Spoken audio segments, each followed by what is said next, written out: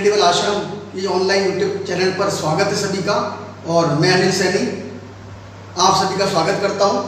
मेरे प्यारे बच्चों, जैसा कि आप सभी को मालूम है कि जो कोरोना टाइम हमारा समय चल रहा है, उसकी वजह से आज हमारी सभी जगह जो ऑफलाइन क्लासेज है, चाहे वो स्कूल एजुकेशन की हो चाहे वो कॉलेज एजुकेशन की हो, सारी कहीं ना कहीं बाधित हो रही है। तो हम लोगों ने बच्चों के हितों को ध्यान में रखते हुए अपने इनक्रेडिबल आश्रम की जो यूट्यूब चैनल है उस पर free of cost online classes start की है। तो आप सभी को ध्यान देना है। अभी पिछली क्लासेज में हमने 12th क्लास की भी कई सारी वीडियोस डाली हैं और आज से हम 1 जुलाई से जो है बीकॉम की क्लासेज, बीएससी और बीए इन सभी की क्लासेज का भी शुभारंभ कर रहे हैं। आपको डे बाय डे इम्प्रूवमेंट के साथ में लगभग सभी सब्जेक्ट्स की बहुत बेहतरीन तरीके से अच्छी फैकल्टीज के साथ में पढ़ाई पढ़ने को मिलेगी। तो उम्मीद है आप सभी लोग हमारे यूट्यूब चैनल के साथ में बने रहिए। प्यारे बच्चों, आज मैं आपके सामने बीकॉम पार्ट फर्स्ट का जो हमारा सब्जेक्ट है एबीएसटी यानी अकाउंट्स एंड बिजनेस स्टैटिस्टिक्स, तो वो कि हमारे 2 पार्ट्स में बटा हुआ है। पहला है हमारा फाइनेंशियल अकाउंटिंग और दूसरा है बिजनेस स्टैटिस्टिक्स। तो प्यारे बच्चों, आज हम बिजनेस स्टैटिस्टिक्स का जो पार्ट है उसके बारे में डिस्कशन करेंगे, उसके सिलेबस को समझेंगे और उसको लेकर के आगे चर्चा को आगे बढ़ाएंगे। प्यारे बच्चों, आपको मैं बता दूं, चाहे राजस्थान यूनिवर्सिटी से आप बिलोंग करते हो चाहे कोटा यूनिवर्सिटी से बिलोंग करते हो, बेटा एबीएसटी जो टॉपिक है हमारा, उसमें 100 मार्क्स की आपकी फाइनेंशियल अकाउंटिंग होती है और 100 मार्क्स की आपकी बिजनेस स्टैटिस्टिक्स होती है। यानी कि टोटल मिलाकर हम बात करें तो 200 मार्क्स का हमारा पेपर होता है, जिसमें आपको दोनों सब्जेक्टों में मिलाकर के एग्रीगेट 72 पासिंग मार्क्स होने जरूरी होते हैं। अब चाहे वो 72 मार्क्स आप दोनों सब्जेक्टों में 36 लेकर के आओ या किसी भी रेशो में आप लेकर के आओ, यहाँ तक कि आप अकेले एक सब्जेक्ट में भी पूरे 72 मार्क्स लेके आ जाते हो तो आप क्वालिफाइड माने जाते हो। प्यारे बच्चों, हम यहाँ पर जो डिस्कशन करेंगे, पढ़ाई का जो लेवल लेकर के चलेंगे, वो केवल पासिंग मार्क्स से रिलेटेड नहीं होगा। आप विश्वास कीजिएगा, आपको हम यहाँ पर बहुत ही बेहतरीन स्टडी देने का हमारी ओर से पूरा प्रयास करेंगे। बस आप लोगों को हमारे साथ जुड़े रहना है और हम आपको टाइम टू टाइम ऐसी गाइडलाइंस, ऐसा शेड्यूल भी बताते जाएंगे ताकि हम एक स्मार्ट स्टडी के साथ में अपने स्कोर को भी बहुत अच्छा बना सके और अपनी नॉलेज को भी बेहतर बना सके। क्योंकि बेटा कॉमर्स एक ऐसा सब्जेक्ट है जो हमारी हर व्यक्ति की प्रैक्टिकल लाइफ से कहीं ना कहीं रिलेटेड है। तो जब हमें प्रैक्टिकल नॉलेज होती है तो कहीं ना कहीं हम उसका अपने करियर के साथ साथ अपनी पर्सनल लाइफ में भी यूटिलाइजेशन कर सकते हैं। इसलिए हमको सभी टॉपिक्स को नॉलेज के साथ में पढ़ना है, कंसेप्ट को समझते हुए पढ़ना है और इस तरीके से पढ़ना है कि हमारा करियर भी अच्छा हो, यानी हमारे स्कोरिंग भी अच्छे हो एग्जाम में और वो चीज़ें हमारी प्रैक्टिकल लाइफ में भी कहीं ना कहीं यूज हो सके।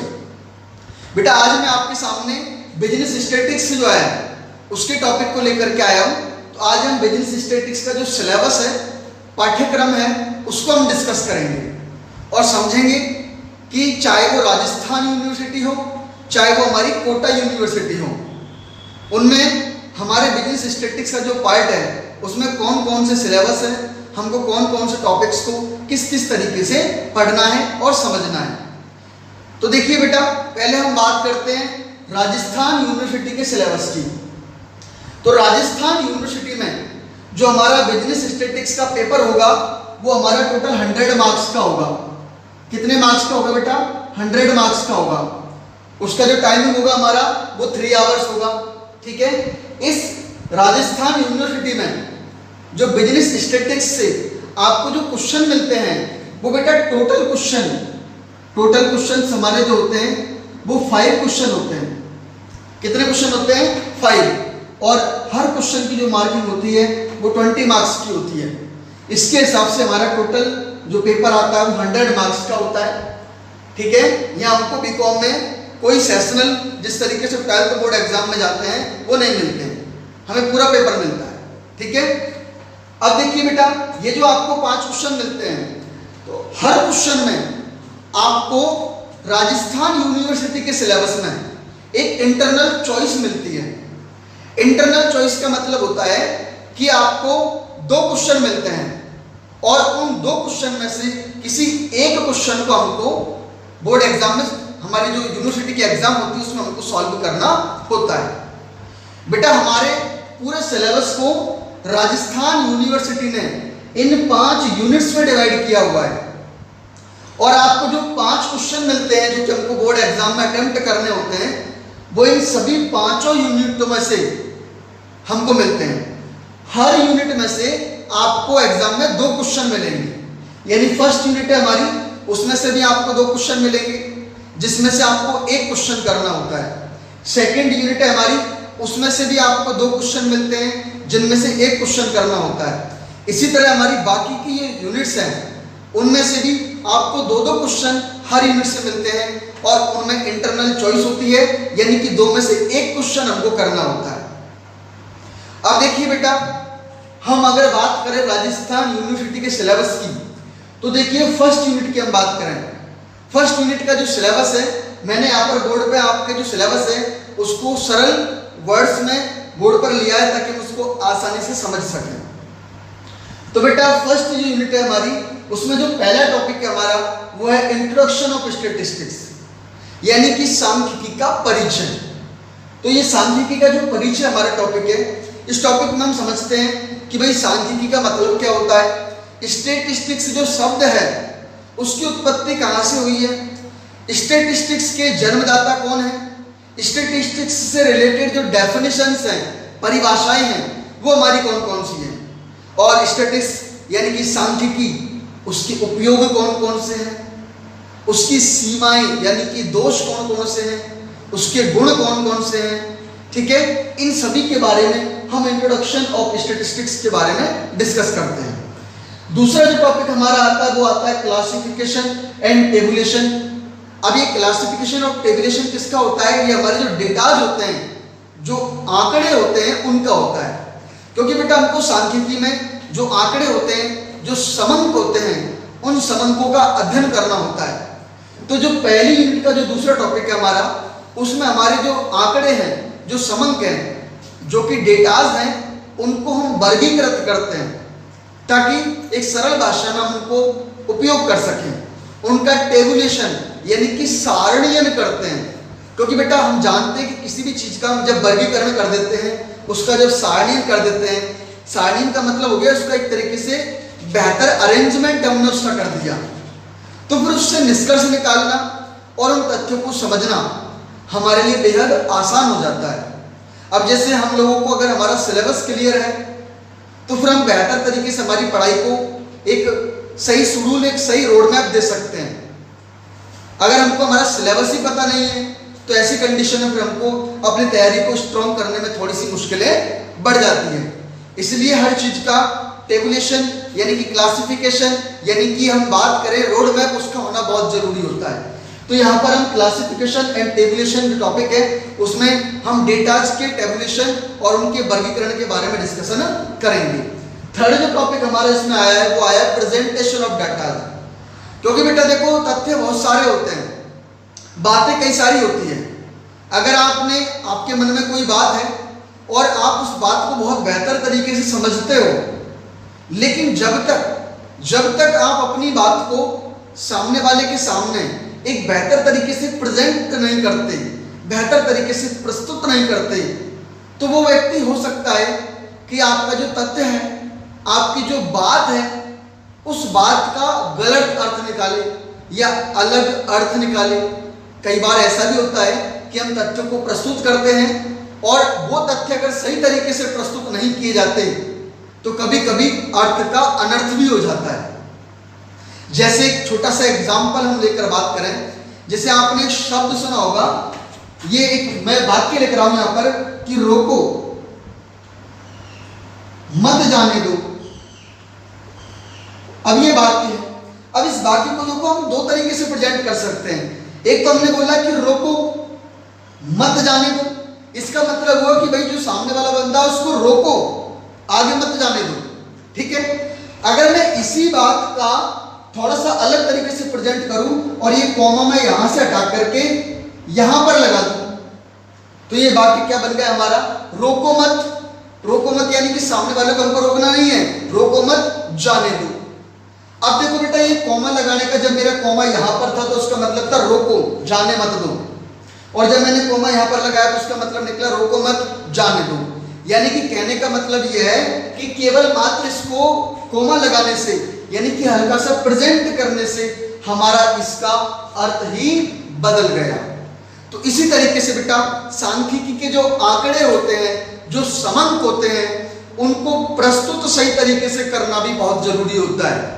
अगर उनको सही तरीके से प्रस्तुत नहीं किया जाता है तो कभी कभी वो आंकड़े हमको गलत परिणाम भी दे देते हैं। एक हम छोटा सा एग्जांपल और है इस बात को समझने के लिए, कि जैसे मान लो जनगणना विभाग होता है। अब जनगणना विभाग वाले हमारे घर पर आंकड़े इकट्ठा करने आते हैं, तो मान लो किसी महिला से पूछा गया कि भाई क्या आपकी शादी हो गई, और उस महिला ने कहा कि भाई नहीं, मेरी शादी नहीं हुई। और फिर अगला क्वेश्चन हम उससे पूछे कि भाई बताओ आपके कितने बच्चे हैं, बताओ आपके कितने बच्चे हैं। तो बताइए अब उस महिला का रिएक्शन क्या होगा। वो महिला तो गुस्सा हो सकती है। क्यों हो सकती है? क्योंकि हमने पिछला क्वेश्चन उससे पूछा था कि क्या आपकी शादी हुई, तो महिला ने बोला कि मेरी तो शादी नहीं हुई है। और फिर अगला क्वेश्चन हमने पूछा बच्चे कितने हैं, तो ये जब शादी नहीं हुई तो बच्चे कहां से होंगे। तो इस तरह के क्वेश्चंस को प्रेजेंट करना, आंकड़ों को प्रेजेंट करना, एक सही तरीके से प्रेजेंट करना बहुत जरूरी होता है। तो ये जो टॉपिक है हमारा, इसमें प्रेजेंटेशन ऑफ डेटा यानी कि आंकड़ों के प्रस्तुतिकरण के बारे में हम समझेंगे कि आंकड़ों को हम ग्राफ पेपर पर या सारणी में किस तरीके से हम उनको प्रस्तुत करें ताकि सामने वाला बंदा उसको आसानी से समझ सके। आपने देखा भी होगा क्रिकेट का जब मैच चलता रहता है तो क्रिकेट के मैच पर चलते टाइम हमको स्क्रीन पर जो ओवर्स होते हैं उन हर ओवर में किस तरह की स्कोरिंग हुई उसका हमको एक ग्राफ नजर आता है, जिस ग्राफ को देखते ही हम एक सेकंड में अंदाजा लगा लेते हैं कि भाई किस ओवर में ज्यादा रन आए हैं और कौन सा ओवर टीम के लिए अच्छा रहा है। अब अगर प्रेजेंटेशन ही ठीक नहीं होगा तो उसका रिजल्ट भी गलत आ सकता है। तो इस टॉपिक में हम प्रेजेंटेशन के बारे में डिस्कशन करते हैं। बेटा जो सेकंड यूनिट है यानी कि फर्स्ट यूनिट के हमारे ये 3 बेसिक टॉपिक्स हैं, इन तीनों टॉपिक्स में से मिलाकर के हमको 2 क्वेश्चन बोर्ड एग्जाम में मिलते हैं और उन 2 क्वेश्चन में से हमको एक क्वेश्चन अटेम्प्ट करना होता है जो कि 20 मार्क्स का होता है। सेकेंड यूनिट में हमारे केवल एक ही टॉपिक है और वो है मेजरमेंट ऑफ सेंट्रल टेंडेंसी यानी केंद्रीय प्रवृत्ति के माप।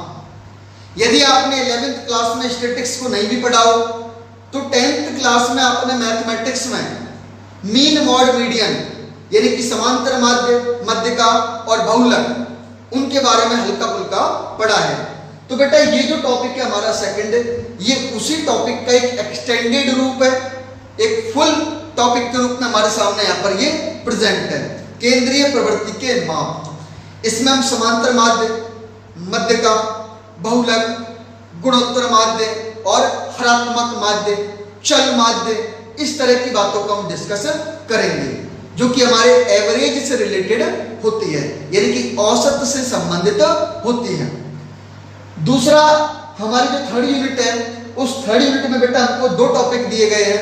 पहला है मेजर ऑफ डिस्पर्सन यानी अपकिरण के माप। बेटा अपकिरण के जो माप होते हैं हमारे, वो अपकिरण के माप हमारी जो श्रेणी है उस श्रेणी की जो प्रकृति होती है, जो बनावट होती है, उसके बारे में डिस्कशन करते हैं, उसके बारे में हमको समझाते हैं। तो अपकिरण के माप के अंतर्गत हम जैसे कि माध्य विचलन है, हमारा प्रमाप विचलन है, विस्तार यानी कि रेंज है, क्वार्टाइल डेविएशन यानी कि चतुर्थक विचलन है, ऐसी जो बातें हैं उनके बारे में हम डिस्कस करेंगे। बहुत ही मजेदार टॉपिक है, इसको पढ़ने के बाद बहुत अच्छा महसूस होता है और एग्जाम में भी हम अच्छा स्कोर कर पाते हैं। दूसरा हमारा स्क्यूनेस है। स्क्यूनेस यानी कि विषमता। ये विषमता जो होता है ये बेटा हमारी जो सीरीज है, हमारे जो आंकड़े हैं उनकी जो समंक माला है उस समंक माला की समता और विषमता के बारे में हमको बताता है, उसकी प्रकृति, उसके नेचर के बारे में हमको प्रस्तुत करता है। तो इसको पढ़ करके हम जानते हैं कि भाई कोई भी समंक श्रेणी जो है उसमें किस लेवल तक की विषमता है, वेरिएशंस है, ठीक है, उनके बारे में हम यहाँ पर डिस्कशन करते हैं। इन दोनों चैप्टर्स में से भी मिलाकर के हमको जो हमारा पेपर होगा उसमें 2 क्वेश्चन मिलेंगे, उनमें से एक क्वेश्चन हमको करना होता है और ज्यादा चांसेस होते हैं कि एक क्वेश्चन इसमें से मिलेगा और एक क्वेश्चन आपको इसमें से मिलेगा। 4th यूनिट हमारी जो है बेटा, 4th यूनिट में भी आपको 2 टॉपिक दिए गए हैं। पहला है हमारा कोरिलेशन यानी कि सह संबंध। देखो जैसे कि इसका नाम है सह संबंध, कोरिलेशन, मतलब इस टॉपिक में हम क्या करते हैं, एक सीरीज को दूसरी सीरीज से कोरिलेट करते हैं, यानी कि 2 सीरीजों, 2 श्रेणियों, 2 प्रकार के जो डेटाज होते हैं हमारे, उनके बारे में हम संबंध को जानते हैं कि उन दोनों में क्या संबंध है, ऋणात्मक संबंध है या धनात्मक संबंध है, और संबंध का स्तर क्या है। इस टॉपिक में बेटा मेनली हमको 3 बातें यानी कि 3 तरह का कोरिलेशन पढ़ना होता है। एक तो होता है हमारा कार्ल पियर्सन कोरिलेशन, क्योंकि आपको बता दूं कोरिलेशन का जो जन्मदाता है वो जन्मदाता कार्ल पियर्सन को ही माना जाता है। तो एक तो कोरिलेशन कार्ल पियर्सन का होता है हमारा। दूसरा होता है हमारा रैंक कोरिलेशन, कोटि अंतर सहसंबंध गुणांक, जिसको कि स्पेयरमैन ने प्रस्तुत किया था, तो इसको हम स्पेयरमैन कोरिलेशन के नाम से भी जानते हैं। और तीसरा होता है हमारा कॉनकरेंट कोरिलेशन। तो ये 3 तरह के हमको सहसंबंध यहाँ पर पढ़ने हैं। ये भी बहुत मजेदार टॉपिक है, बहुत आसान टॉपिक है। कई बार मैं देखता हूँ कि कई सारे बच्चे प्रॉब्लम फेस करते हैं इसके सामने कि सर कोरिलेशन में उनको थोड़ी सी प्रॉब्लम आ रही है, बहुत सारे रूल्स हैं जिनको समझने में कई सारी प्रॉब्लम्स आती है। तो बेटा आप लोग विश्वास कीजिएगा, जब हम इस टॉपिक को पढ़ेंगे तो ये पक्की बात मानिएगा, कोरिलेशन के जो 3 तरीके मैंने आपको बताए, तो इन 3 तरीकों के हम केवल 3 ही फॉर्मूले डिस्कस करेंगे और इन 3 फॉर्मूले के बेस पर ही हम इस पूरे चैप्टर को बहुत बेहतर तरीके से समझेंगे। यानी हमको 15-16 जो फॉर्मूलेज हैं उनको याद करने की बिल्कुल जरूरत नहीं होगी। विश्वास कीजिएगा, हम समझेंगे इस टॉपिक को बहुत बेहतर तरीके से। नेक्स्ट टॉपिक हमको जो दिया हुआ है बेटा, वो दिया हुआ है रिग्रेशन यानी कि प्रतिपगमन गुणांक। प्रतिपगमन गुणांक में क्या होता है बेटा, आपको एक इक्वेशन बेस पर एक रिलेशन का जो है मेजरमेंट दे दिया जाता है, जिसके बेस पर हम ये अंदाजा लगा लेते हैं कि भाई फला चीज में इस तरह का परिवर्तन हुआ, तो उससे जो रिलेटेड चीज है उसमें किस तरह का परिवर्तन होने की संभावना है। जैसे कि हम बात करें एग्जाम्पल के तौर पर कि जैसे पेट्रोल होता है, पेट्रोल की कीमतें अगर बढ़ती है या घटती है तो कार है, उस कार की खरीद या बिक्री पर क्या प्रभाव पड़ेगा। अब पेट्रोल की कीमत के बेस पर हम अंदाजा लगाएंगे कार की कीमत में खरीद बिक्री का। तो ये जो अंदाजा लगाने का जो सिस्टम हम स्टैटिस्टिक्स में जिस मेथड के माध्यम से यूज करते हैं वो हमारा रिग्रेशन होता है, हमारा प्रतिपगमन गुणांक होता है। तो ये भी बहुत अच्छा टॉपिक है बेटा, इसको भी हम डिस्कस करेंगे, बहुत मजेदार है। नेक्स्ट हमारी जो 5th यूनिट है, उस 5th यूनिट में हमको पहले तो पढ़ना है इंडेक्स नंबर यानी कि सूचकांक। सूचकांक यानी कि सूचक प्लस अंक, मतलब सूचना देने वाला अंक, ऐसा अंक जो हमें सूचनाएं प्रस्तुत करता है, यानी कि उसके माध्यम से हमको सूचनाएं उसके इर्द गिर्द जो होती है, जिस विषय विशेष से वो रिलेटेड होता है, उसकी जानकारी हमको मिल जाती है। जैसे कि उपभोक्ता मूल्य सूचकांक होता है, तो उपभोक्ता मूल्य सूचकांक कंज्यूमर प्राइस इंडेक्स नंबर, इसके माध्यम से हमको मार्केट में जो उपभोक्ता वस्तुएं होती है उनकी कीमतों के उतार चढ़ाव के बारे में जानकारी हमको मिल जाती है, और इसके आधार पर हम वस्तुओं की फोरकास्टिंग भी कर सकते हैं, यानी कि पूर्वानुमान भी लगा सकते हैं। महंगाई दर बढ़ रही है, घट रही है, निर्वाह सूचकांक, इन सब के बारे में हम यहाँ पर डिस्कस करेंगे, ठीक है। और लास्ट टॉपिक हमारा जो आता है बेटा, वो राजस्थान यूनिवर्सिटी की 5th यूनिट में आता है इंट्रापोल्यूशन यानी कि अंतर्वेशन। तो इस इंट्रापोल्यूशन को हमको डिस्कस करना है। तो इस तरीके से बेटा राजस्थान यूनिवर्सिटी के सिलेबस में टोटल 5 यूनिटें हैं, और आपको ध्यान रखना है कि हर यूनिट से हमको 2 क्वेश्चन एग्जाम में मिलेंगे, और उन 2 क्वेश्चनों में से हमको एक क्वेश्चन अटेम्प्ट करना होता है, ठीक है।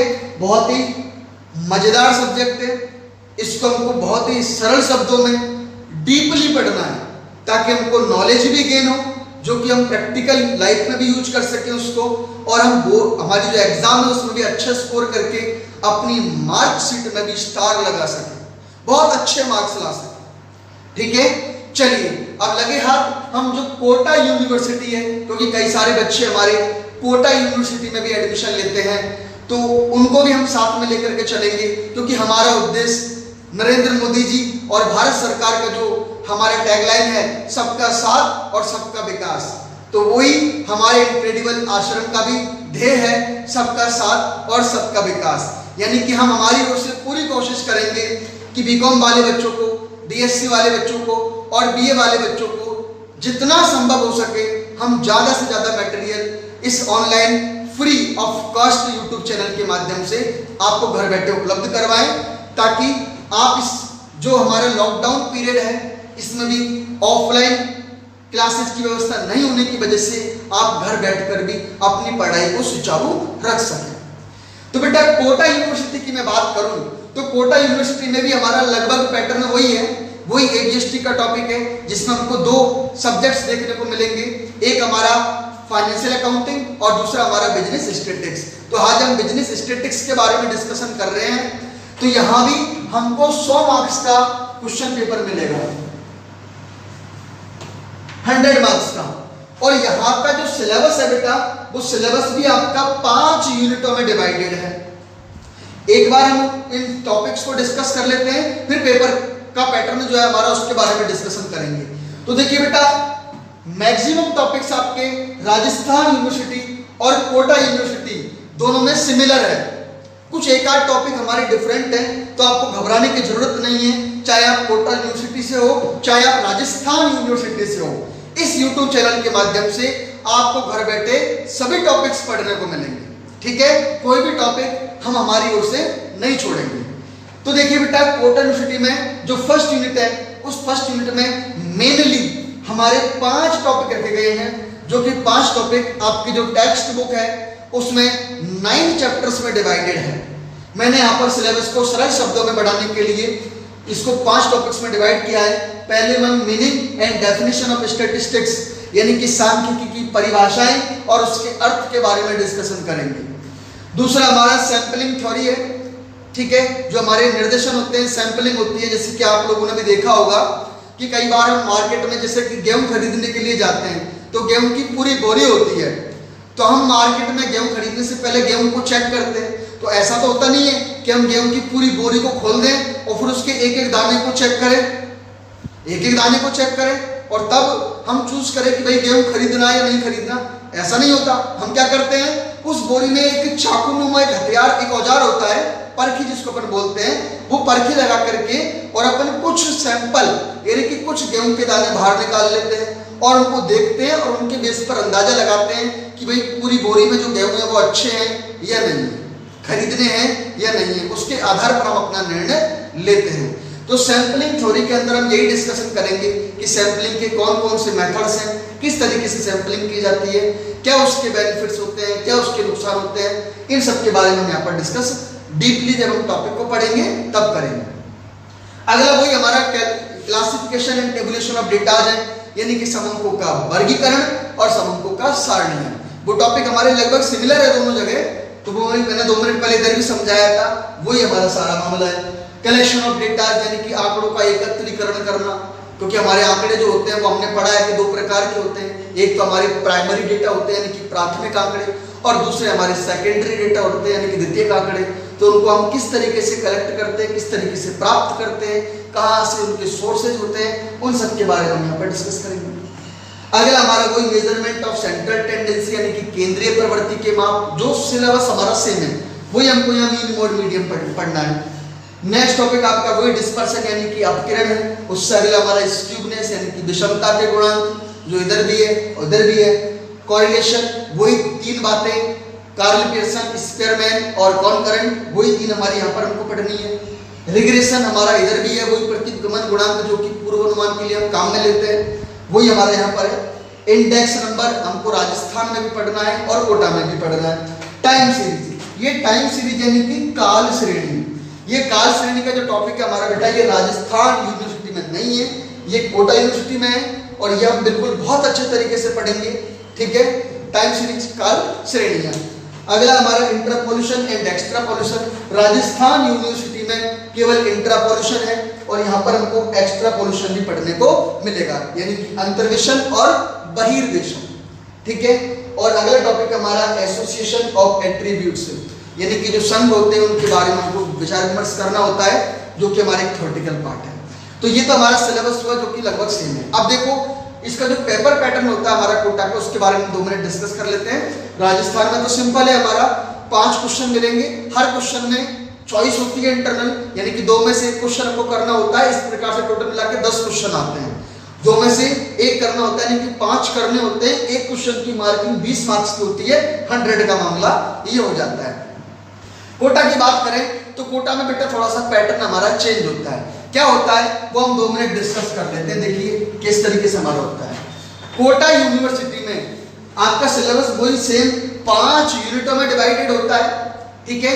लेकिन सबसे पहले हमको जो क्वेश्चन मिलते हैं उसके हम बात करें तो हमको एक नंबर वाले टोटल मिलाकर के हमको 10 क्वेश्चन मिलते हैं। कितने क्वेश्चन मिलते हैं बेटा? 10 क्वेश्चन मिलते हैं। कितने मिलते हैं? 10 क्वेश्चन सबको मिलते हैं। इस हिसाब से ये 10 मार्क्स का हमारा टोटल हो जाता है।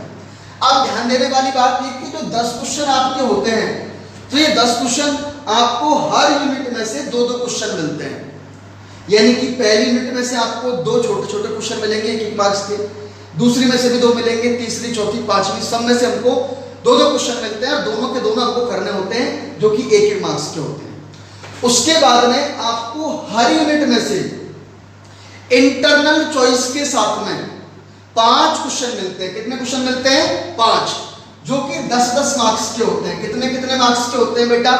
10-10 मार्क्स के होते हैं। इस हिसाब से ये 50 मार्क्स का हमारा मामला हो जाता है। अब ध्यान देना, ये जो 5 क्वेश्चन आते हैं, यानी कि 1 क्वेश्चन आपका पहली यूनिट में होगा जिसमें आपको इंटरनल चॉइस होगी, मतलब पहली यूनिट में से आपको 2 क्वेश्चन मिलेंगे जिनमें से 1 करना होगा। दूसरी यूनिट में से भी आपको 2 क्वेश्चन मिलेंगे, उनमें से 1 करना होगा। इसी तरह तीसरी, चौथी और 5वीं यूनिट में से भी आपको हर यूनिट में से 2-2 क्वेश्चन 10-10 मार्क्स के मिलते हैं, जिनमें से हमको 1-1 क्वेश्चन करना होता है, ठीक है। और एक हमारे जो है वो 20-20 मार्क्स के 20-20 मार्क्स के हमको 2 क्वेश्चन देखने को मिलेंगे और इस हिसाब से हमारा ये 40 मार्क्स का हो जाता है और टोटल प्रोग्राम हो गया हमारा कितने का? 100 मार्क्स का। अब ध्यान दीजिए, जो 20 मार्क्स के 2 क्वेश्चन मिलते हैं, ये 2 क्वेश्चन में आपको एक्सटर्नल चॉइस मिलती है। एक्सटर्नल चॉइस का मतलब होता है इस पैटर्न में आपको बेटा टोटल मिलाकर के 4 क्वेश्चन मिलेंगे, जो कि 4 क्वेश्चन इन 5 में से कोई भी 4 यूनिटों में से होंगे, क्योंकि 20 नंबर का क्वेश्चन किसी भी 1 यूनिट के रिपीट नहीं होते। 1 यूनिट में से 1 ही क्वेश्चन मिलेगा आपको और इन 5 में से 4 क्वेश्चन मिलते हैं, जिन 4 में से कोई भी 2 क्वेश्चन हमको कर लेने होते हैं, ठीक है। तो इस तरीके से हमारा एक पेपर का पैटर्न होता है। पेपर पैटर्न दोनों का अलग अलग है, बाकी सिलेबस और टॉपिक्स लगभग हमारे सेम से हैं। 2 टॉपिक हमारे कोटा में अलग हैं जो हम डिस्कस कर लेंगे, कोई बड़ी बात नहीं है, ठीक है।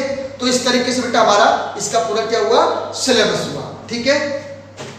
अब हम जब टॉपिक पढ़ते जाएंगे तो हम समझते जाएंगे सब बातों को धीरे धीरे, और हम साथ ही आपको ये भी बताएंगे कि हम किस तरीके से हार्डवर्क तो करेंगे, लेकिन हार्डवर्क के साथ साथ स्मार्ट वर्क को भी हमको फॉलो करना होगा, ताकि स्मार्ट वर्क के साथ में हम कम मेहनत करके और बहुत अच्छा स्कोर कर सके और बहुत अच्छे नॉलेज भी हम गेन कर सके। हम सभी चीज़ों को बेसिक फंडामेंटल्स की हेल्प से समझने का पूरा प्रयास करेंगे, ठीक है। तो चलिए बेटा अपने टॉपिक को और आज की क्लास को आगे बढ़ाते हुए हम इन्हीं में से एक टॉपिक लेते हैं और उसको समझने की कोशिश करते हैं। तो देखिए बेटा, सबसे पहले हम स्टैटिस्टिक्स की आज कुछ जनरल बातें कर लेते हैं, जो कि स्टैटिस्टिक्स को पढ़ने से पहले हम सभी बच्चों को पता होनी चाहिए, चाहे वो कोटा यूनिवर्सिटी का हो और चाहे वो राजस्थान यूनिवर्सिटी का हो। तो देखिए बेटा, सबसे पहली बात तो हम करें स्टैटिस्टिक्स। एक तो इसका जो वर्ड है ना, ये स्टैटिस्टिक्स, इसको बच्चे जब प्रोनाउंस करते हैं तो कई बार गलत बोलते हैं। स्टैटिस्टिक्स बोल देते हैं। स्टैटिस्टिक्स नहीं होता बेटा, ये स्टैटिस्टिक्स होता है। तो आप लोग जब इस टॉपिक को पढ़ रहे हो तो हमको चाहिए कि हमारा ये सब्जेक्ट है तो कम से कम इसका प्रोनाउंसिएशन तो बहुत अच्छे से करें, ठीक है। अब देखिए बेटा, स्टैटिस्टिक्स यानी कि सांख्यिकी, जो स्टैटिस्टिक्स शब्द है हमारा, ये स्टैटिस्टिक्स शब्द लैटिन भाषा के स्टेटस शब्द से लिया गया है। लैटिन भाषा के स्टेटस शब्द से स्टैटिस्टिक्स यानी कि सांख्यिकी की उत्पत्ति हुई है। अब ये स्टेटस का मतलब क्या होता है? तो स्टेटस का मतलब बेटा राजनीतिक स्थिरता होता है। पहले के जमाने में भी जो राजपाट हुआ करते थे, राजघराने हुए करते थे, राजा महाराजा हुए करते थे, वो भी अपने राज्य को चलाने के लिए, अपने प्रशासन को चलाने के लिए आंकड़ों के ऊपर ध्यान दिया करते थे, जानकारी रखा करते थे, समंकों के बारे में जानकारी रखते थे, अड़ोस पड़ोस के राज्यों में क्या हो रहा है, कौन सा राजा क्या प्लानिंग कर रहा है, क्या विकास, क्या कमजोरियां, उन सब के बारे में आंकड़ों को एकत्रित करते थे और उनका उपयोग भी करते थे। तो सांख्यिकी में भी कहीं ना कहीं उसी बात को ध्यान में रखते हुए आंकड़ों के बारे में अध्ययन किया जाता है और उनसे निष्कर्ष निकालकर उनका प्रयोग किया जाता है, ताकि हम जो भविष्य की संभावनाएं हैं उनका पूर्वानुमान लगा करके और अपना जो है, अपनी जो इकोनॉमी है उसको संभाल सके और उसको प्रमोट कर सके। बेटा स्टैटिस्टिक्स जो है उसके जो फादर माने जाते हैं यानी कि जनक, सांख्यिकी के जनक, तो ध्यान रखना बेटा, क्योंकि कोटा यूनिवर्सिटी में 1 नंबर वाले क्वेश्चन भी आते हैं तो वहां आपसे पूछा भी जा सकता है कि सांख्यिकी के जनक किसे कहा जाता है, ठीक है। तो सांख्यिकी का जो जनक है बेटा हमारे, वो गॉटफ्राइड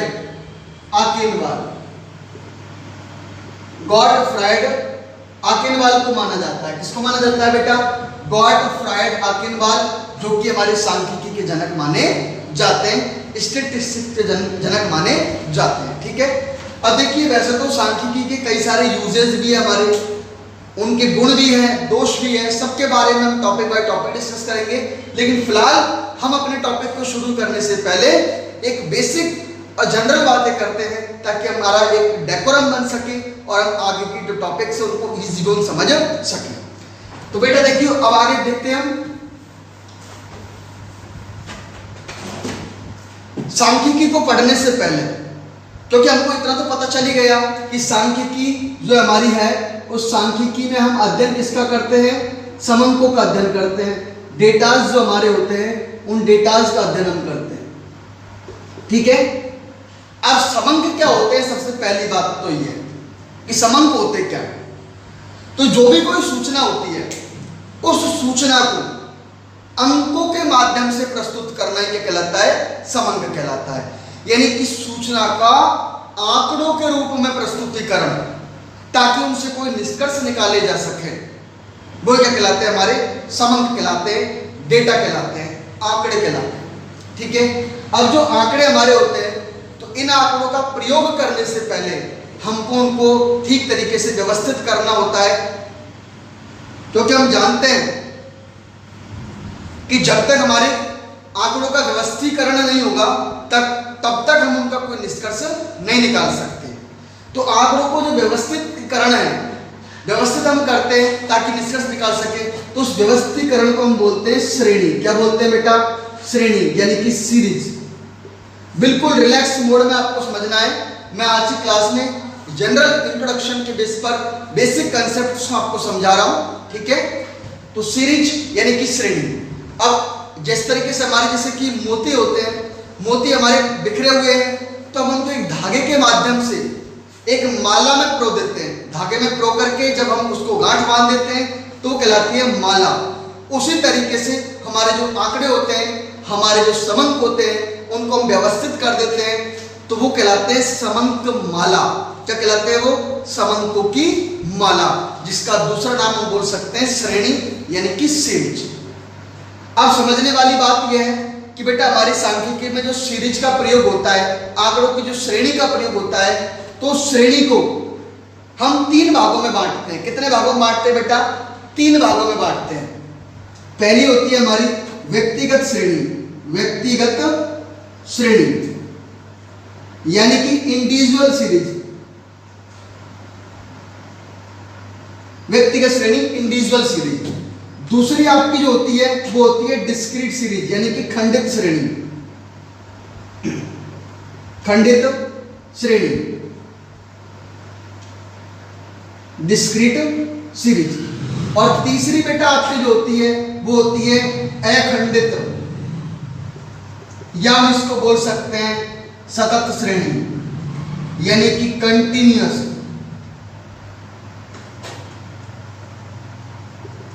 सीरीज, सतत श्रेणी। ठीक है, इस तरीके से हमारे 3 प्रकार की श्रेणियां होती हैं। अब इनको हम समझते हैं। देखो सिंपल भाषा में मैं आपको समझाऊं, आपने 10th क्लास में भी इन टॉपिक्स को डिस्कस किया है एक छोटे लेवल पर, तो वहां पर की कुछ बातें आपको याद भी होंगी।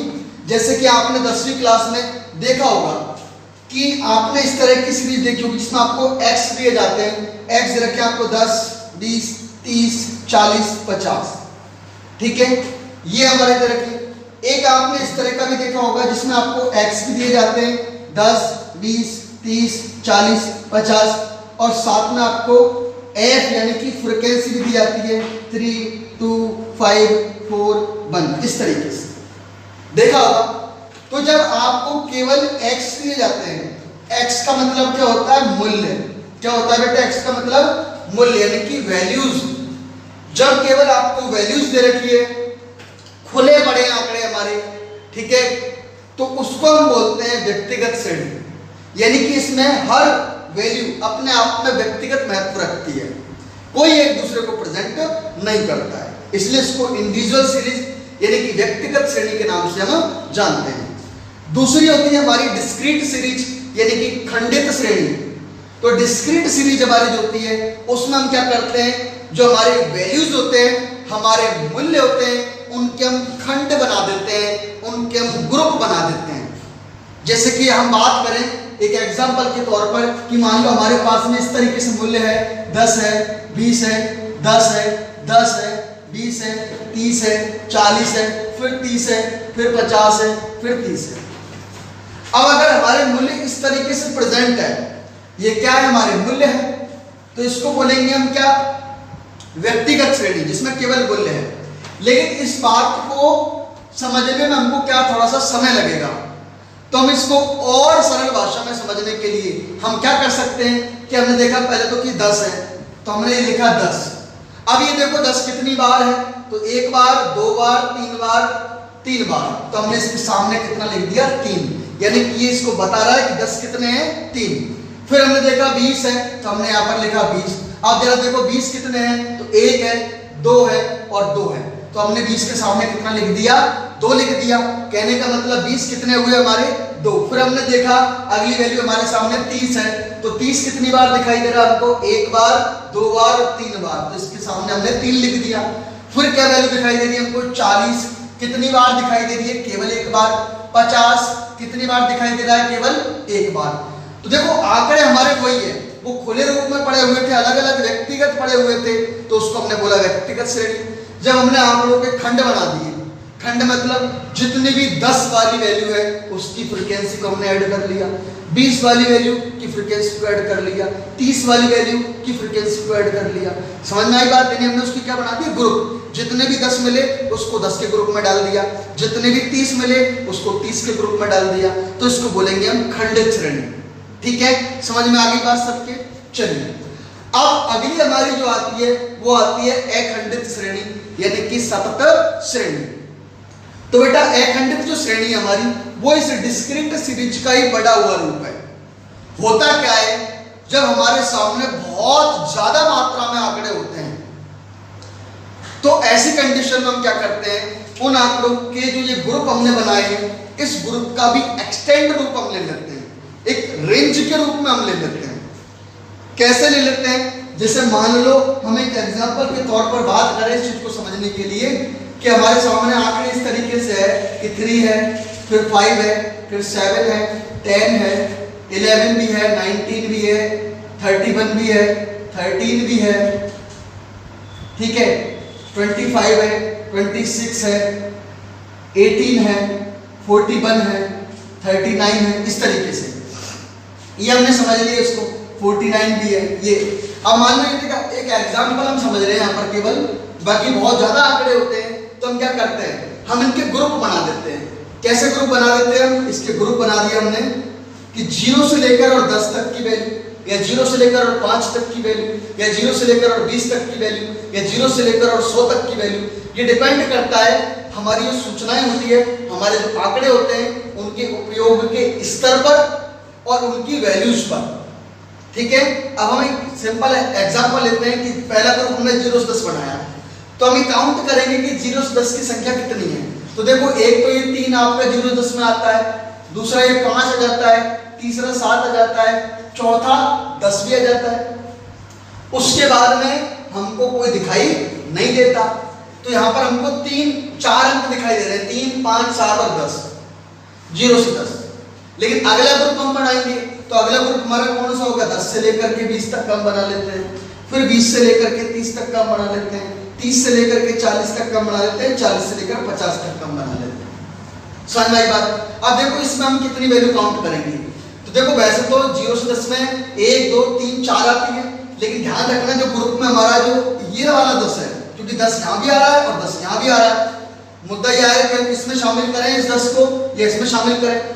ठीक है, तो ध्यान रखना कि ये वाला जो 10 है हमारा, ये एक्चुअल 10 नहीं माना जाता है, ये 10 से हम बहुत कम मानेंगे, यानी इसको हम 9.9999 बोल सकते हैं, एग्जैक्ट 10 इसको माना जाएगा। तो ध्यान रखना बेटा, ये जो 10 है वो हमको इसमें काउंट नहीं करना है, इसमें काउंट करेंगे अपन। तो 0 से 10 के ग्रुप में हमारे कितने अंक आएंगे, 1, 2 और 3, यानी इसके सामने हम लिख दिया 3, जो कि इस बात को बताएगा कि भाई आपकी सीरीज में 0 से लेकर 10 तक के बीच में कितने अंक है, 3 है। 10 से 20 की बात करें तो 10 से 20 में 10 आ जाएगा, 11 आ जाएगा, 19 आ जाएगा, 13 आ जाएगा, 18 आ जाएगा। इस प्रकार से कितने आ गए हमारे, 5 आ गए, तो इसके सामने हमने लिख दिया 5। फिर 20 से 30 के बारे में बात करें तो देखो 20 से 30 के बीच में एक तो 25 है आपका, एक 26 है आपका, बस 2 ही है, तो इसके सामने हमने 2 लिख देने हैं। फिर हम 30 से 40 की बात करें, 30 से 40 में आपको एक 31 नजर आ रहा है और एक 39 नजर आ रहा है, 2 ही हमको नजर आ रहे हैं, 2 हमने इसके सामने लिख देने हैं। फिर 40 से 50 की बात करें तो 40 से 50 में आपको बेटा एक तो 41 नजर आ रहा है, एक 49 नजर आ रहा है, ये 2 हमने इसके सामने लिख दिए। इस तरीके से हम आंकड़ों को प्रेजेंट करते हैं। ठीक है, तो जब आपको आंकड़े इस तरीके से ग्रुप में दिखाई देते हैं, इस तरीके से आपको x बोल दो, उसको वैल्यू बोल दो या ग्रुप बोल दो कि भाई 0 से 10, 10 से 20, 20 से 30, 30 से 40 और 40 से 50, और साथ में उनकी फ्रीक्वेंसी होती है, जैसे कि हमने एग्जांपल में लिया 3, 5, 2, 2 और 2, इस तरीके से। अब देखो आपने देखा कि हमारे जो मूल्य है वो 3 तरीके से प्रेजेंट है। एक तो जिसमें केवल मूल्य यानी कि x दे रखे हैं आपको, तो वो तो कहलाती है हमारी व्यक्तिगत श्रेणी यानी इंडिविजुअल सीरीज। दूसरी जिसमें आपको मूल्य भी दे रखे हैं और फ्रीक्वेंसी भी दे रखी है, लेकिन हमारे जो ये मूल्य है ना बेटा, ये निश्चित है। यहां पर 10 का मतलब एग्जैक्ट 10 है, ये निश्चित मूल्य है, तो इसको बोलेंगे हम खंडित श्रेणी यानी कि डिस्क्रीट सीरीज।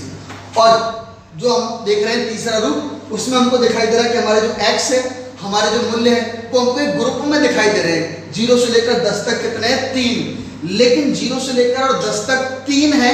ये 0 से 10 हमारा जो ग्रुप है वो ग्रुप तो निश्चित है, ग्रुप तो निश्चित है, लेकिन 0 से 10 में कौन कौन से हमारे अंक हैं ये हमको इस बात को देख करके निश्चित नहीं होता है। तो हम बोल सकते हैं कि यहाँ पर मूल्य निश्चित नहीं होते, ग्रुप तो निश्चित होते हैं। तो जब आपको ग्रुप में हमारे मूल्य दिखाई दें और साथ में फ्रीक्वेंसी दिखाई दें तो उसको बोलेंगे हम अखंडित श्रेणी यानी कि सतत श्रेणी। और सतत जिसको इसलिए बोल रहे हैं, यहाँ पर खंडित है, खंड हो गया, टुकड़े हो गए। 10 है, 10 के बाद में रेगुलर नहीं है, देखो 11 नहीं है, सीधा क्या आ रहा है, 20 आ रहा है। लेकिन यहाँ ये अखंडित है यानी कि सतत है, खंड नहीं है इसमें, अखंडित है। 0 से 10 हुआ और फिर अगला 10 से स्टार्ट हो गया, 10 से 20 हो गया, फिर अगला 20 से स्टार्ट हो गया, 20 से 30 हो गया।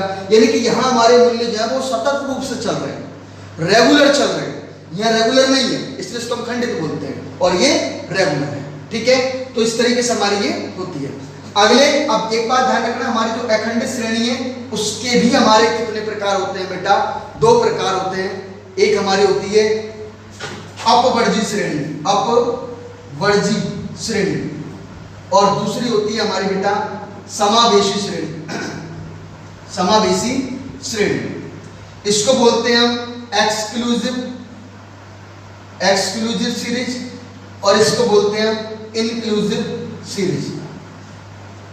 ध्यान दीजिएगा, कई बार तो बच्चे इनके नाम जो है ना उनको लेकर के कंफ्यूज हो जाते हैं, उल्टी सीधी बातें समझ लेते हैं। बिल्कुल नहीं समझना, बहुत आसान टॉपिक है, मजेदार टॉपिक है। तो बेटा देखो, ये जो मैंने आपको बताया अखंडित श्रेणी 2 भागों में बटी हुई है, अपवर्जी और समावेशी। ठीक है, अब देखो ये जो ग्रुप वाली सीरीज है, ये ग्रुप वाली सीरीज में हमको 2 पैटर्न में दिखाई देती है, यानी कि 2 पैटर्न में उपलब्ध हो सकती है। किस तरीके से उपलब्ध हो सकती है? एक तो जैसे आपको x दिए रखे हैं कि 0 से, जैसे कि हमको यहाँ दिया हुआ है, इसी के रूप में हम एग्जांपल लेते हैं कि 0 से 5, 5 से 10, 10 से 20, 20 से 30, किसी भी रूप में हो सकती है, वो कोई दिक्कत नहीं है। और साथ में आपको f दे रखे 2, 3, 5 और 4। ठीक है, एक इसका जो फॉर्मेट हमारा आ सकता है वो क्या आ सकता है कि आपको इसमें x दिए हुए हैं, कैसे दे रखे हैं? 0 से 9, 10 से 90, ठीक है, 20 से 29, 30 से 49, ठीक है, इस तरीके से 50 से 89, फिर कैसे दे रखी है आपको 3, 2, 1, 5, 4। ये अब आई बात समझ में। अब देखो, आप समझने की कोशिश करना, ये जो मैंने अपवर्जी के नीचे एग्जाम्पल लिखा है और समावेशी के नीचे एग्जाम्पल लिखा है, तो इन दोनों में आपको डिफरेंस क्या नजर आ रहा है? आप ये डिफरेंस मत समझना कि सर यहाँ पर गैप 5 का दिखाई दे रहा है, यहाँ गैप 10 का दिखाई दे रहा है। तो बेटा इधर भी गैप आपको अलग अलग दिखाई दे रहे हैं। देखो, यहाँ 9 का गैप है, यहाँ भी 9 का गैप है, यहाँ भी 9 का गैप है, लेकिन यहाँ पर आपको 19 का गैप नजर आ रहा है, यहाँ भी आपको गैप अलग नजर आ रहा है। वो गैप से मतलब नहीं है। डिफरेंस क्या है वो देखिए, इस सीरीज में आपने देखा कि पहला ग्रुप है 0 से 5, तो यहाँ पर पहले ग्रुप का एंड कितने पर हो रहा है? 5 पर। और अगला ग्रुप जो हमारा है वो अगला ग्रुप है 5 से 10, यानी अगले ग्रुप की शुरुआत भी कहाँ पर हो रही है? 5 पर। मतलब पिछले ग्रुप जहां पर खत्म हो रहा है, अगला ग्रुप वहीं पर स्टार्ट हो रहा है। जबकि इधर देखें अपन तो देखो बेटा, पहला ग्रुप है 0 से 9, ये पहला ग्रुप खत्म हो रहा है आपका 9 पर, ठीक है, और दूसरा ग्रुप है आपका 10 से 19, तो दूसरा ग्रुप स्टार्ट कितने पर हो रहा है आपका? 10 पर। यहां ध्यान दीजिएगा, पहला ग्रुप एंड हुआ 9 पर और दूसरा स्टार्ट हो रहा है 10 पर। तो जहां पर पिछला ग्रुप खत्म हुआ था उसी वैल्यू से अगला ग्रुप हमारा स्टार्ट नहीं होकर के कोई और वैल्यू से स्टार्ट हो रहा है। आगे बात समझ में आपके? जबकि यहां पर जिस वैल्यू पर पिछला ग्रुप खत्म हुआ उसी वैल्यू पर आपका अगला ग्रुप स्टार्ट होता है। ये जो ग्रुप वाली सीरीज होती है, तो ग्रुप वाली सीरीज में जो हमारी आगे वाली जो वैल्यूज होती है उसको हम बोलते हैं L1। क्या बोलते हैं उसको? L1, यानी कि lower limit of the group, वर्ग की निम्न सीमा। और जो दूसरी वाली इधर वाली होती है उसको हम बोलते हैं L2, यानी कि अपर लिमिट, वर्ग की उच्च सीमा। मतलब पहले ग्रुप की L1 कितनी है? 0, और पहले ग्रुप की L2 कितनी है? 10। इस एग्जांपल में दूसरे ग्रुप की L1 कितनी है? 10, और L2 कितनी है? 20। ऐसे अगर हम यहाँ बात करें तो पहले ग्रुप की L1 0 और पहले ग्रुप की L2 कितनी है? 5, दूसरे ग्रुप की लोअर लिमिट 5 और दूसरे ग्रुप की अपर लिमिट 10, थर्ड ग्रुप की लोअर लिमिट 10 और अपर लिमिट 20। तो हमने यहाँ पर क्या देखा कि पिछले ग्रुप की जो अपर लिमिट है, पिछले ग्रुप की जो L2 है, वही हमारी अगले ग्रुप की L1 है। पिछले की L2, अगले की L1। अगर पिछले ग्रुप की L2 अगले की L1 के बराबर है तो वो तो कहलाती है आपकी एक्सक्लूसिव सीरीज, यानी कि अपवर्जी श्रेणी। और दूसरी में जहां हमको दिखाई दे रहा है कि जो L1 है पिछले ग्रुप की L2 है, वो अगले ग्रुप की L1 के बराबर नहीं है। पहले ग्रुप की L2 कितनी है? 9, और दूसरे ग्रुप की L1 कितनी है? 10, जो कि पिछले ग्रुप की L1 और पिछले ग्रुप की L2 और अगले ग्रुप की L1 दोनों के बीच में हमको क्या दिखाई दे रहा है? डिफरेंस दिखाई दे रहा है। तो इस डिफरेंस जब आपको दिखाई दे तो इसका मतलब वो सीरीज कौन सी होती है? हमारी इंक्लूसिव सीरीज होती है, समावेशी श्रेणी होती है। आप इनके शब्दों को लेकर कंफ्यूज होने की जरूरत नहीं है, आप सिंपल वे में समझो। देखिए, हिंदी वर्णमाला होती है, हिंदी वर्णमाला क्योंकि हमको नाम तो याद रह जाते हैं उनके अपवर्जी और समावेशी, बट कंफ्यूज हो जाता है कि ये वाली अपवर्जी है या ये वाली अपवर्जी है। बिल्कुल टेंशन मत लो। हिंदी वर्णमाला में अनार वाला पहले आता है, और इंग्लिश वर्णमाला में ई, आई की तुलना में, ये इंक्लूसिव में आई आता है तो आई की तुलना में ई भी पहले आता है। समझ में आई बात?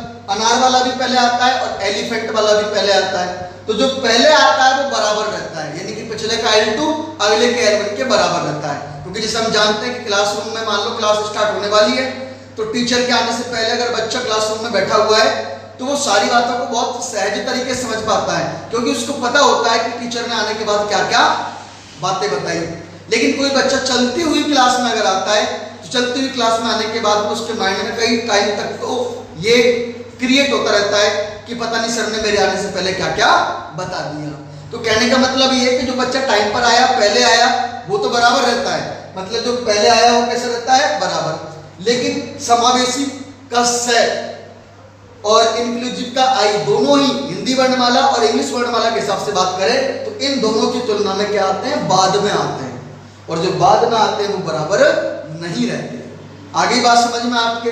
ठीक है। तो जब पिछले ग्रुप का L2 अगले के L1 के बराबर होता है तो उसको हम अपवर्जी बोलते हैं, और जब पिछले का L2 अगले के L1 के बराबर नहीं होता तो उसको हम समावेशी बोलते हैं। ठीक है बेटा, तो इस तरीके से ये हमारा सीरीज के बारे में मैंने आपको बेसिकली जो बातें थी हमारी वो समझाई और बताया कि हमारी समग्र श्रेणी जो होती है उसको हम सीरीज भी बोलते हैं। तो वो सीरीज डेटा श्रेणी कितने प्रकार की हमारी होती है, ये बेसिक बातों को हमको पता होना बहुत जरूरी होता है, क्योंकि जब हम आगे इस टॉपिक को आगे बढ़ाएंगे और प्रैक्टिकल्स को समझेंगे तो हमको ये बेसिक नॉलेज होनी चाहिए।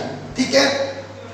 तो बेटा आज की क्लास में हम लोगों ने सिलेबस के बारे में डिस्कस किया और बेसिक बातें जो हमारी सीरीज से रिलेटेड थी वो हमने की। अब हम 2 मिनट कुछ बातें करते हैं। बेटा एक बात मैं आपको समझाना चाहता हूँ। देखिए, इस समय कोरोना की वजह से हमारी अर्थव्यवस्था भी काफ़ी हद तक प्रभावित है, और यहाँ तक कि हर व्यक्ति, हर संस्था, हर ऑर्गेनाइजेशन कहीं ना कहीं फाइनेंशियली इस कोरोना के दुष्प्रभावों से ग्रसित है। ऐसे में इनक्रेडिबल आश्रम आप सभी लोगों की मदद करने के लिए बिल्कुल तैयार है, और आप लोगों को फ्री ऑफ कॉस्ट घर बैठे ही ऑनलाइन यूट्यूब चैनल के माध्यम से अपनी लगभग सभी सब्जेक्ट्स की क्लासें बहुत अच्छे लेवल पर आपको प्रस्तुत कर रहे हैं। तो बच्चों, वैसे तो देखो हर किसी का अपना डिसीजन होता है, अपनी मर्जी होती है, सामने वाला बंदा केवल अपने ओपिनियंस, अपनी विचार व्यक्त कर सकता है। तो मैं आपसे कहना चाहता हूं कि प्यारे बच्चों, इस समय कोरोना पीरियड में अभी आप लोगों ने 12th बोर्ड के एग्जाम भी दिए, और जहां तक है 15 जुलाई के आसपास आपका रिजल्ट 5 to 15 जुलाई आ जाएगा। तब तक आप लोग हमारे YouTube चैनल पर जो भी फ्री ऑफ कॉस्ट वीडियोज आपके लिए अवेलेबल करवाई जा रही है उनको आप घर बैठ करके पढ़िए, समझिए, सुनिए, और किसी भी तरह का माइंड में डाउट आता है तो आप उसको प्रेजेंट कीजिए। दूसरी बात बेटा, मैं आपको ये बताना चाहता हूँ कि कई सारे संस्थाओं ने विभिन्न ऐप के माध्यम से या यूट्यूब चैनल्स पर कई सारे क्रिएटर्स ने आप लोगों को जो है पढ़ाने के लिए, समझाने के लिए अपने वीडियोस डाले हुए हैं। साथ ही साथ आपने ये भी देखा होगा कि कई सारे यूट्यूब चैनल्स हैं या कई सारे ऑर्गेनाइजेशंस हैं, उन्होंने पेड माध्यम से, यानी कि एक फीस का स्ट्रक्चर आपको लेकर के और फीस के माध्यम से आप लोगों को कोर्सेज भी प्रोवाइड वो लोग कर रहे हैं, ताकि आप घर बैठकर पढ़ाई कर सकें। तो हम उन सभी यूट्यूब चैनल्स का और उन सभी ऑर्गेनाइजेशंस का दिल से स्वागत करते हैं। लेकिन बच्चों, मैं आपसे फिर भी एक बात कहना चाहूँगा कि आप लोग एक बार किसी भी कोर्स को खरीदने से पहले हमारे यूट्यूब चैनल पर, जहाँ पर कि आपको फ्री ऑफ कॉस्ट सारा मटेरियल, सारी पढ़ाई, सारी स्टडी अवेलेबल करवाई जा रही है, तो आप इसके ऊपर ही फोकस करें और विश्वास कीजिए, आपको किसी भी YouTube चैनल या कहीं पर किसी ऐप में, जहां पर चाहे आप कितनी भी मोटी मोटी फीस पेड करके जो एजुकेशन आप प्राप्त करोगे, तो विश्वास कीजिएगा इस इनक्रेडिबल आश्रम का YouTube चैनल है, वहां भी आपको एजुकेशन किसी और ऐप के मुकाबले, किसी और ऑर्गेनाइजेशन, किसी और संस्थान के मुकाबले स्टडी का लेवल कमजोर नहीं मिलेगा। अब बेटा विश्वास तो हमको रखना पड़ता है, और किसी भी चीज को समझने के लिए ये नहीं कि हम एक ही क्लास में उसके बेस पर डिसीजन ले लें। First impression is last impression, ये वाली बात कई बार बोली जाती है, लेकिन बेटा जहां तक मेरा अनुभव है और मेरे विचार हैं, तो फर्स्ट इंप्रेशन ठीक है, हम मानते हैं कि उसके बेस पर सामने वाला जो बंदा होता है उसका माइंडसेट होता है, लेकिन एक अच्छा स्टूडेंट जो होता है, उस अच्छे स्टूडेंट को फर्स्ट इंप्रेशन से ज्यादा इफेक्टेड नहीं होना चाहिए। क्योंकि कई बार देखा है और ऐसा महसूस भी हुआ है कि जो दूर से चमकता हुआ दिखता है वो सोना नजर आता है, लेकिन जब पास आकर के देखा जाता है तो कुछ और निकल जाता है। तो मेरे प्यारे बच्चों, आप बिल्कुल, आप जहां भी जिस भी चैनल के माध्यम से पढ़ाई करना चाहते हैं, बिल्कुल बेशक कीजिए।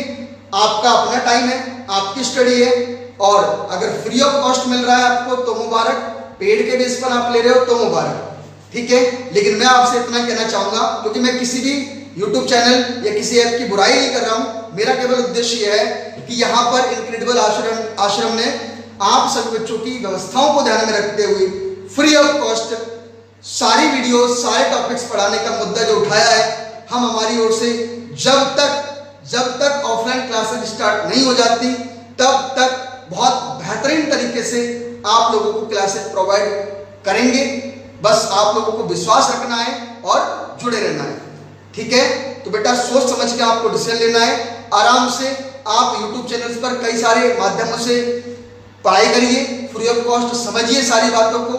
उसके बाद अगर आपको लगता है कि यहाँ हमको बेहतर नहीं है, तो फिर आपका जो माइंड है, जो आपके ओपिनियंस है, उनके बेस पर, आपके एक्सपीरियंस के बेस पर, आपके पेरेंट्स के एक्सपीरियंस के बेस पर आपको जो अच्छा लगे वो आप कर सकते हैं। आपका करियर है, उस पर हम कोई प्रेशर नहीं है, ठीक है। बाकी उम्मीद है और विश्वास है कि आप लोगों को हमारी जो बाकी की वीडियोस है, बाकी फैकल्टीज ने भी जो पढ़ाया है वो सब पसंद आया होगा, और हम भी हमारी ओर से पूरा प्रयास करेंगे कि आपको बहुत बेहतरीन एजुकेशन दे सकें। बाकी आप आराम से चिल करो, घर पे रहो, मस्त मोबाइल में अपनी वीडियोस चलाओ और उनको घर पे पढ़ो, समझो, उसके बाद आगे के लिए डिसीजन लो। और कम से कम मैं तो ये कहना चाहूंगा कि जब तक आपका बोर्ड का रिजल्ट नहीं आए तब तक तो वेट करो, तब तक तो आप आराम से पढ़ाई करो फ्री माध्यम से। उसके बाद जो है देखते हैं कि लॉकडाउन के अकॉर्डिंग क्या व्यवस्था रहती है। तो कि आज ही जो है गवर्नमेंट का आदेश आया है कि 31 जुलाई तक हमारे जितने भी स्कूल्स हैं और कॉलेज हैं वो सारे बंद रहने हैं, यानी कि सभी जगह ऑफलाइन क्लासेज फिलहाल तो बंद है। तो बिल्कुल आप बिल्कुल परेशान मत होइए, आराम से पढ़िए, ठीक है। और गवर्नमेंट कॉलेज वगैरह में जहाँ भी आपको एडमिशन की जो प्रोसेस है तो उसको फॉलो कीजिए, ठीक है। ठीक है बेटा, थैंक यू सो मच। आगे की बातें नेक्स्ट वीडियो में करें।